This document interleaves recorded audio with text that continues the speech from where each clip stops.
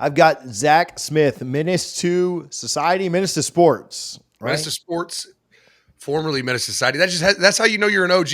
Yeah, been around, dude. I remember when you launched, and I was like, "Oh no, this is gonna be the most raw, real cover." But I love your stuff, man. You do a great job. I know it's a lot of BIG10 focus, which we'll talk conference realignment in a little bit, but man, you do a great job. So Menace to Sports, but there's everything there, wagers, everything.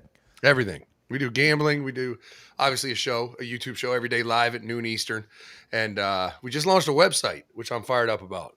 Message boards. We're trying to take down rivals. Let's do it. Let's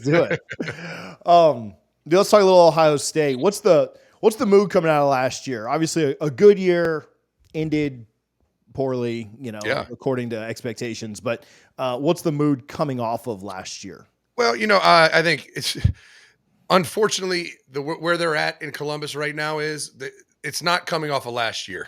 Like everything is lumped as a 3-year rut. Because of the back-to-back losses to Michigan, because Michigan goes 15-0, wins the national championship. I mean, it's literally like got to win and got to beat Michigan in 2024. And honestly, the expectations around here are like, we killed it in the portal. Caleb Downs, all these great players, like probably the most talented roster in all of college football. If they don't win a national championship, there will be Buckeye fans. Even if Ryan Day loses in the championship game, beats Michigan, there will be Buckeye fans that will be like, fire his ass. He's awful. So the mood it's pretty hot up here. The seats are warm. You mentioned this, and that was my next question. It almost feels like blasphemy after these last few years to say that anybody's roster is more talented than Georgia's. Yeah. But I think Ohio State's is as close, if not more, talented than UGA's, which is – it just sounds ridiculous to even say. Like it would have been saying that somebody else was more talented than Saban 8 years ago. Right. It's that's obviously the bar right now. Georgia is the bar. And I think Ohio State would have been second to Georgia had they not went out and got Caleb Downs and, did, and mainly just him, honestly, like just adding such a supreme player to an already loaded secondary. I mean, Ohio State's going to be so good on defense. I mean, a couple question marks around like the linebacker rotation, but they're going to be solid. Fifth string linebacker. Yeah, it's like, oh, will the young kid play? It's like, I don't know, but that's kind of, if that's what you're worried about, we're in great shape right now. But the real issue is quarterback play. Yeah. I mean, last year, you look at the season, and I mean, I don't count the bowl game. I mean, that stuff's nonsense if you're not in the playoffs. I mean, Florida State fans agree with me on that front. I know that. There's 6 points away on the road from beating the 15-0 national champions with absolute dog shit quarterback play. Yeah. I mean, if they just had slightly competent quarterback play, they probably beat Michigan and then who knows, right? I don't know if they could do the same thing Michigan did, but they would have beaten them on the road. And so that's the big focal point is Will Howard, who I'm really a wait and see guy on because Buckeye fans, the minute they got him out of the portal, it's like, oh, he's going to be the next Justin Fields. You're like, what? Did you watch him at Kansas State? Like, he's decent, but not Justin Fields. So it's all going to come down to quarterback play. And the good news is they were 6 points away from at least going to the playoffs and potentially winning a national championship last year. So he doesn't need to be, anything spectacular. He just has to be competent, like a little bit better than Kyle McCord was. So that's where Buckeye fans are kind of sitting right now. Yeah, and if he can take a small step forward from last year, it seemed like he was a little bit limited. Has dealt with some injury stuff. Like, are you hearing that? I know you're in wait and see mode. Are you hearing that? Things are positive, or where do you truly think that he is behind the scenes?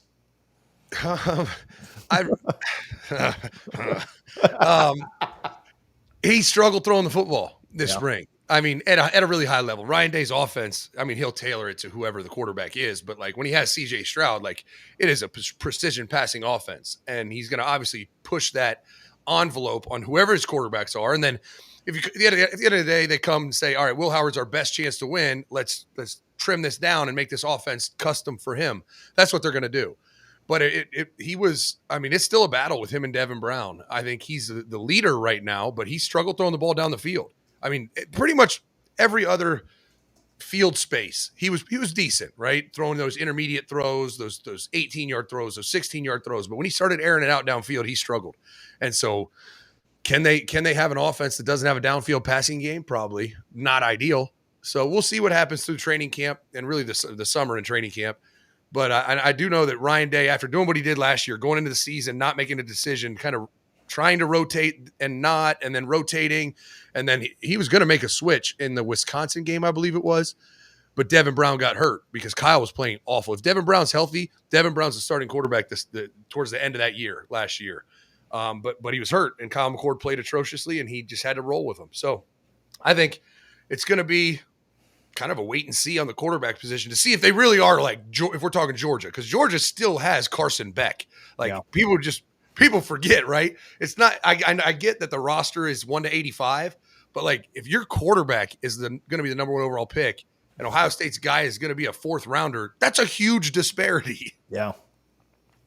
I'm a little salty asking this for pretty obvious reasons, but where is Jeremiah Smith on the wide receiver depth chart? Oh my God.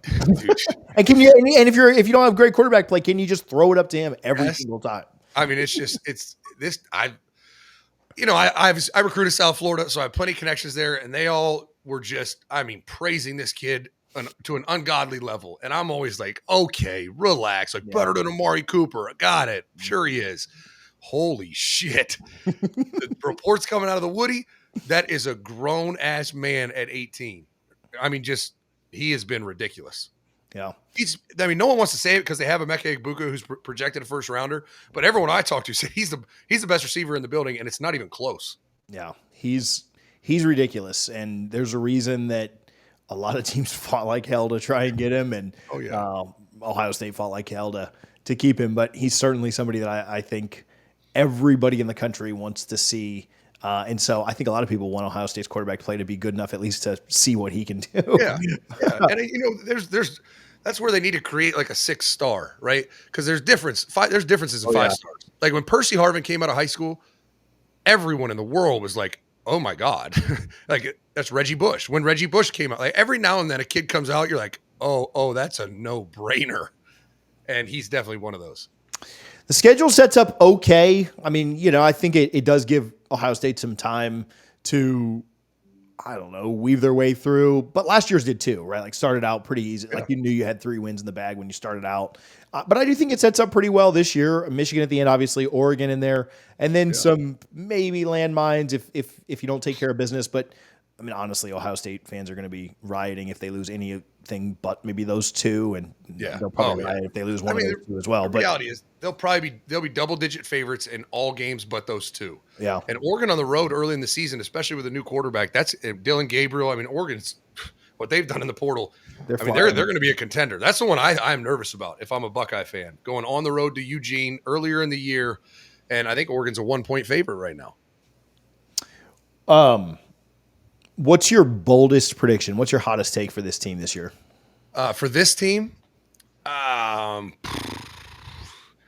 think they lose to Oregon, beat Michigan, go to the playoffs, and win the national championship. I think it's going to be very similar to our 2014 run where, a little different. They're going to be high on their horses because everyone right now is talking about they're the best team in college football. And I think they'll need a little humility coming out of Eugene, Oregon. But nowadays, 1 or 2 losses, what's it matter? You're in the playoffs. You might have to play an extra game, but that's it. So I really think they have what it takes to do it because they don't need Carson Beck, Jordan Travis. They don't need that level of quarterback play on this team.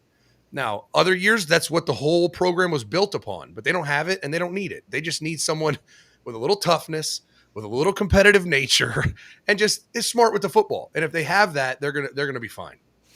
My take on that, by the way, playing an extra game, is that most fans would rather see a home playoff game because we've never seen anything like that than a bye. So maybe it's not the worst scenario. You already get a month off anyway. So what's a 1 week less? I get it, the rest, but if you're offering me a home playoff game in Doak Campbell Stadium, I want the 5 seed, not the 4 seed. So especially, as a fan, absolutely. I do think coaches probably not, but ADs want the home game. They want that revenue. Yeah. Oh, the ADs want that bad.